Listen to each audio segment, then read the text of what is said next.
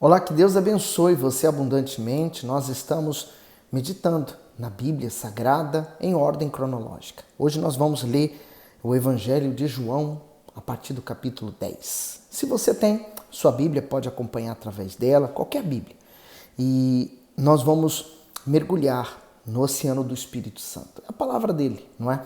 E como sempre eu peço que você dê o seu gosto, nos ajude a partilhar ainda mais esse vídeo, partilhe com os seus amigos, leia a Bíblia junto com eles e vamos antes de tudo fazer a oração. Meu Deus, mais uma vez eu peço que o teu Espírito esteja entre nós para nos abençoar com essa meditação, nos fazer entender e ver aquilo que os nossos olhos espirituais precisam ver, os nossos ouvidos espirituais precisam ouvir. Eu entrego essa meditação em tuas mãos, em nome de Jesus Cristo. Amém.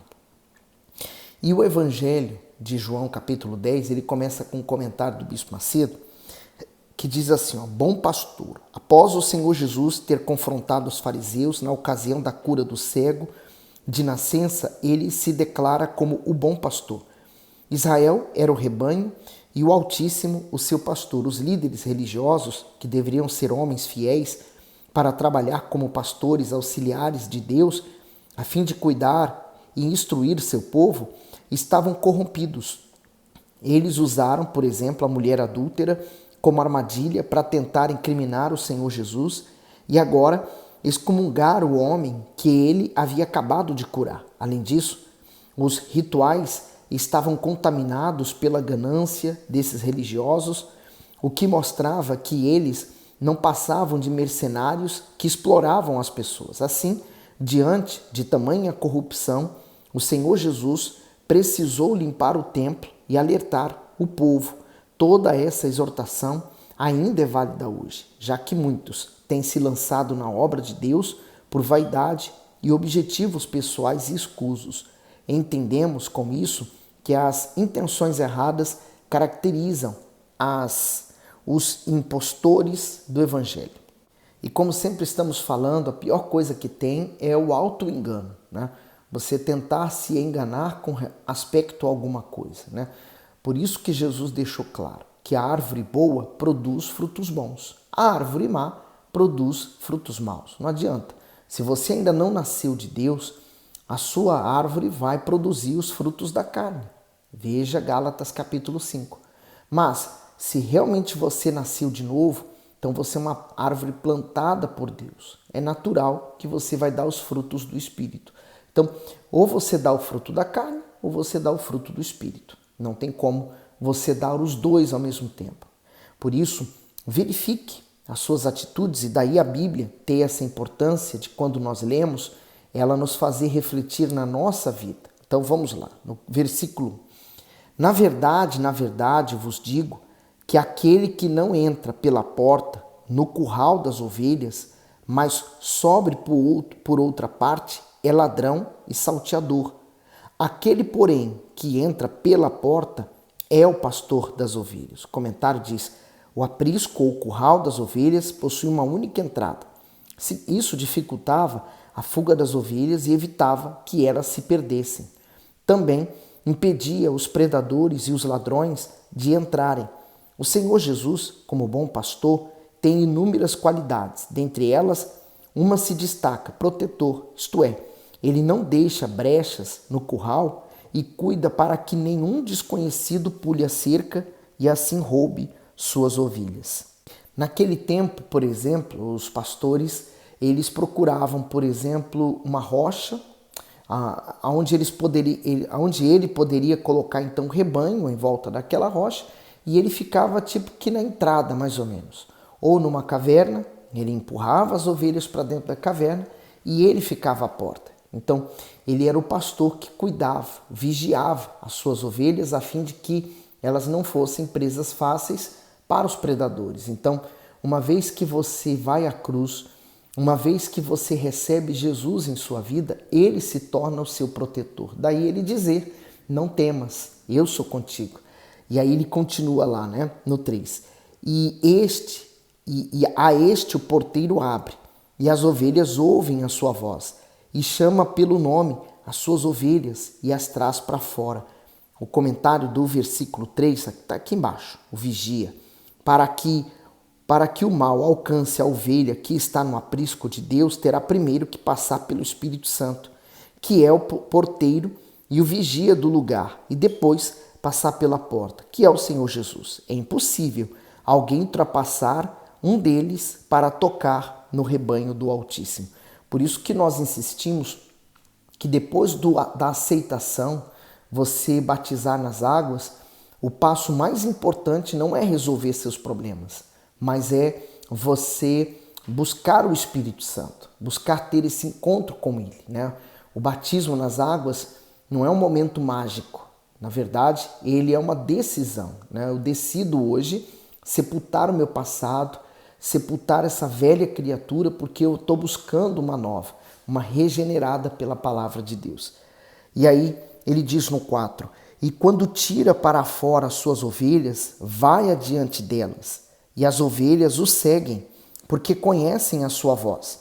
Mas de modo nenhum seguirão o estranho, antes fugirão dele, porque não conhecem a voz dos estranhos. Jesus disse-lhe esta parábola, mas eles não entenderam o que era que eles lhe diziam. O comentário diz assim: pastorear rebanhos era uma atividade muito comum no Antigo Oriente. O Messias usou essa ilustração para que as pessoas se identificassem com ela. O pastor é o Senhor Jesus e as ovelhas o seu povo. O pastor entra no pastoreio por vocação, amor e sacrifício, e não para se autoexaltar e se beneficiar. Por isso o Espírito Santo abre a porta para ele. As ovelhas ouvem a sua voz e reconhecem aquele que cuida delas com boa intenção.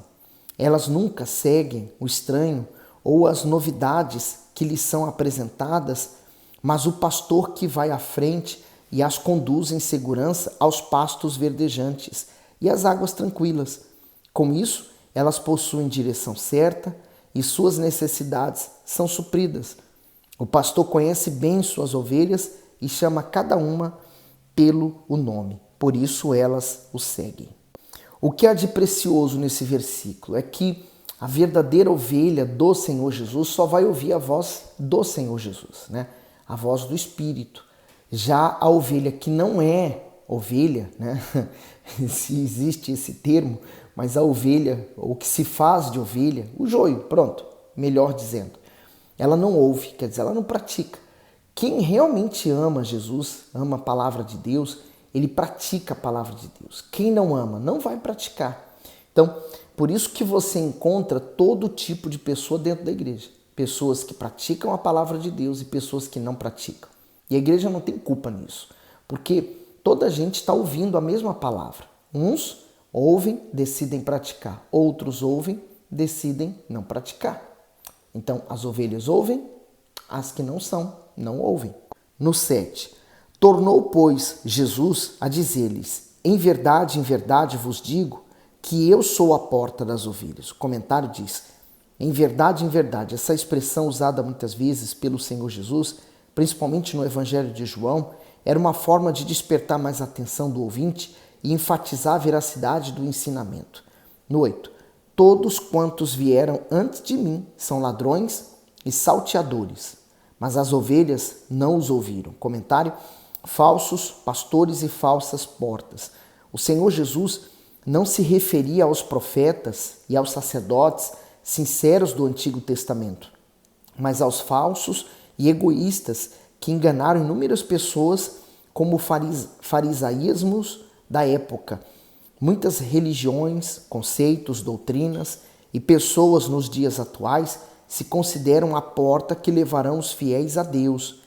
Mas é fundamental saber que há somente uma porta, um caminho, um Salvador, uma verdade que conduz a Deus, o Senhor Jesus. Por isso Jesus é esta porta. Você só tem acesso à vida eterna e a Deus passando pela porta, né? Você só tem acesso, por exemplo, à sua casa se você passar pela porta. Não existe janelas no reino de Deus. Não existe janelas para entrar ou pular no mundo espiritual. Você precisa passar por Jesus. No 9, eu sou a porta. Se alguém entrar a mim, salvar-se-á, entrará e sairá, e achará pastagens. O comentário diz assim, a porta. Quando as ovelhas eram levadas para pastagens distantes, o pastor improvisava um aprisco temporário durante a noite.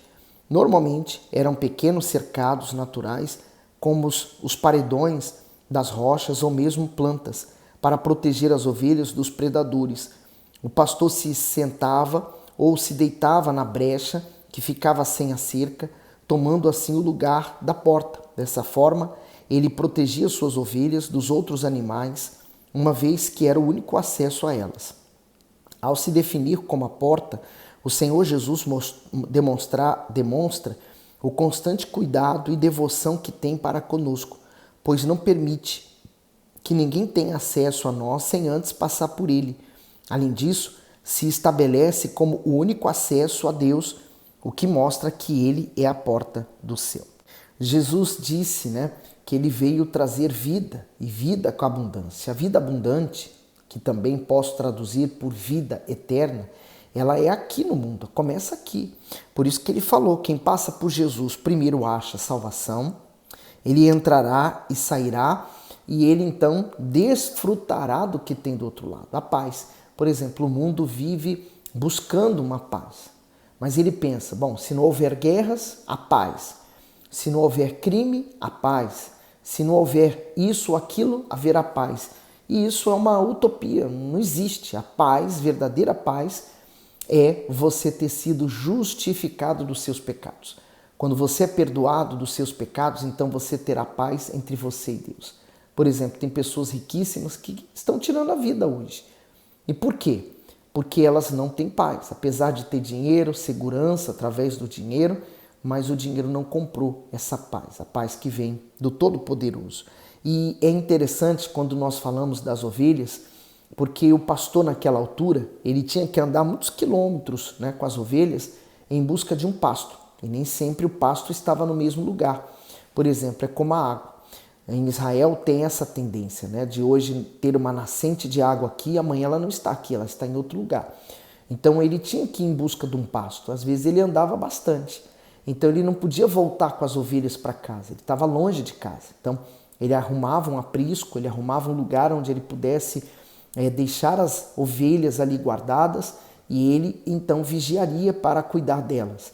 Se fosse o frio, por exemplo, eles entrariam para dentro de uma caverna normalmente e dentro daquela caverna o pastor sairia para buscar a água, para buscar o pasto e levava para dentro da caverna. As ovelhas não saíam para pastar. É muito frio, tem gelo, tem neve, então o pastor se arriscava por elas. Então o pastor fazia esse trabalho. Por isso que a gente entende, Davi, quando ele escreveu o Salmo 23, tem esse propósito, que o Senhor é o meu pastor, nada me faltará. Então quando nós entregamos a nossa vida ao Senhor Jesus, de fato e de verdade, ele se torna o nosso verdadeiro pastor. E nada teremos falta. E aí, às vezes, a pessoa ela só pensa nas coisas materiais, mas muito mais do que o material é o espiritual. No 10. O ladrão não vem senão a roubar, a matar e a destruir. Eu vim para que tenham vida e a tenham com abundância. O comentário daqui diz assim, vida abundante. Os falsos pastores são identificados como ladrões que empobrecem e destroem as ovelhas ao invés de apacentá-las. Essa descrição também serve ao diabo cujo propósito não é outro senão roubar, matar e destruir a humanidade. Enquanto isso, o Senhor Jesus veio para dar vida com abundância. Essa vida extremamente farta tem origem na fonte inextinguível, que é o Altíssimo. Então o Senhor Jesus revelou o que o diabo veio fazer, O ladrão é o diabo, ele veio roubar, matar e destruir. E pense bem, se não é isso que o diabo mais tem feito, Roubar do quê?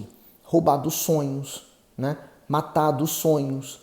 Ele tem roubado a esperança, a saúde, a família, a paz. O diabo vem com esse propósito de destruir tudo que Deus criou, Deus criou a família, ele quer destruir a família. Deus criou o homem e a mulher para ambos serem geradores de outras vidas. Ele quer destruir essa imagem. O diabo vem com esse propósito, né? Esse é o maior propósito: roubar, matar e destruir. E ele rouba a saúde, ele rouba a paz, ele rouba a alegria, ele rouba a vida, ele mata a pessoa. E tudo que ele quer, mais quer, que o ser humano tem de precioso é a alma. Porque o que o ser humano tem pessoalmente dele, né? Nem o corpo. Porque quando nós morremos, nem com o corpo nós ficamos. O corpo vai ser enterrado, cremado, enfim. Mas nem o corpo fica. Tudo é destruído, né? Se a pessoa acumulou muitos bens, outra pessoa vai desfrutar dos bens dela. Se uma pessoa comprou uma casa, a outra pessoa vai desfrutar da casa dela. Então, ela não tem nada, não temos nada, mas temos uma coisa preciosa que Deus luta por ela, né? Há uma batalha espiritual por ela e o diabo também está lutando por ela, que é a alma. E o ser humano não se importa com a alma dele, né? Ele não se importa com esse bem tão precioso e eterno, porque ela vai passar a eternidade ou no céu ou no inferno, e o inferno é a ausência total de Deus. Mas se por um lado temos Satanás matando, roubando e destruindo, do outro nós temos Jesus trazendo vida e vida com abundância. A vida abundante, como eu falei, é a eternidade de Deus dentro de você. Dentro, né? A mudança, a transformação, ela começa de dentro para fora, nunca de fora para dentro. E ele diz no 11, e eu sou o bom pastor. O bom pastor dá a sua vida pelas ovelhas. Então, ele revelou o que ele estaria fazendo na cruz. Foi o que ele fez, né? E ele é o Cordeiro Pascual, né? Que nos libertou, que nos liberta dos nossos pecados. 12. Mas o mercenário e o que não é pastor, de quem não são as ovelhas, vê vir o lobo e deixa as ovelhas e foge, e o lobo as arrebata e dispersa as ovelhas. Ora, o mercenário foge porque é mercenário e não tem cuidado das ovelhas. Eu sou o bom pastor e conheço as minhas ovelhas, e das minhas sou conhecido. Assim como o Pai me conhece a mim, também eu conheço o Pai, e dou a minha vida pelas ovelhas. Às vezes a pessoa fala, eu não sou o amado, ninguém me ama, ninguém me compreende. Está aqui quem te amou, está aqui quem se entregou por você, morreu naquela cruz, está vivo. E o Espírito Santo dele quer habitar em você. 16. Ainda tenho outras ovelhas que não são deste aprisco. Também me convém agregar estas, e elas ouvirão a minha voz, e haverá um rebanho e um pastor. Então, o meu pastor é o Senhor Jesus. Né? A palavra dele chegou até mim. Eu não sou do aprisco de Israel, eu não sou judeu, mas eu me tornei uma ovelha do seu aprisco. Fui adicionado ao aprisco de Deus. 17. Por isso o Pai me ama, porque dou a minha vida para torná-la a tomá-la. O comentário, dou a minha vida. A disposição do Senhor Jesus em se sacrificar fez aumentar ainda mais o amor do Pai por ele. Sua obediência e não somente suas palavras fundamentava seu relacionamento com Deus. Para honrar o Pai, o Filho foi capaz de abrir mão de tudo espontaneamente, até mesmo da própria vida. Hebreus 10 e 7, então disse, eis aqui vem, no princípio do livro está escrito de mim, para fazer, ó Deus, a tua vontade. Por isso, o mínimo que eu posso fazer é me entregar por completo para Ele. E quando há essa entrega, então há uma transformação. Eu passo a ser o discípulo do Senhor Jesus. No 18, ninguém me tira de mim, mas eu de mim mesmo a dou. Tenho poder para dar e poder para tornar a tomá-la. Este mandamento recebi de meu Pai. O comentário diz, de mim mesmo a dou. O Senhor tranquiliza seus discípulos dizendo que o Pai não lhe impôs a missão, e sim que ele voluntariamente se apresentou para realizá-la. Hebreus 10, 9, então disse, eis aqui venho para fazer, ó Deus, a tua vontade. Tira o primeiro para estabelecer o segundo. O primeiro que ele se refere é Adão. Então, repor ou recolocar é agora a nova aliança, através do Senhor Jesus e do seu sangue. Continuando o comentário, o desejo do Pai era um mandamento para o Filho, e ele obedecia sem tristeza ou constrangimento. Ao executar a missão, ele não permitiu ouvir outras vozes, senão a de Deus, e nem sequer deu oportunidade à sua própria vontade. Os inimigos julgavam ter poder para arrastar o Senhor Jesus para a morte, mas foi ele mesmo quem se entregou a ela, a fim de cumprir o propósito eterno da salvação. Então, é impossível. Jesus, ele já venceu a morte, ele já venceu os demônios, Satanás. Nós estamos lutando hoje uma guerra em que Jesus já venceu. Por isso, o apóstolo Paulo diz que nós somos mais do que vencedores. Aqueles, claro, que nasceram de Deus. 19. Tornou, pois, a haver divisão entre os judeus por causa dessas palavras. E muitos deles diziam: tem demônio, está fora de si, por que o ouvis? Diziam outros: estas palavras não são de endemoniado. Pode, porventura, um demônio abrir os olhos aos cegos? Enquanto muitos permaneciam cegos para não ver e aceitar o Senhor Jesus, outros tinham seus olhos abertos. Eu digo a você que meus olhos se abriram para o Evangelho de Cristo. Por isso, hoje eu faço isso. Estou aqui por esse meio, lendo a palavra de Deus, não para me exaltar, porque eu não sou digno de nenhuma exaltação, né? Eu sou um mero instrumento da parte de Deus para ler a Bíblia, porque a palavra é dele, não é minha. Então, toda honra e glória é a ele, por ele e para ele. Tudo é dele. Então, que maravilha, né?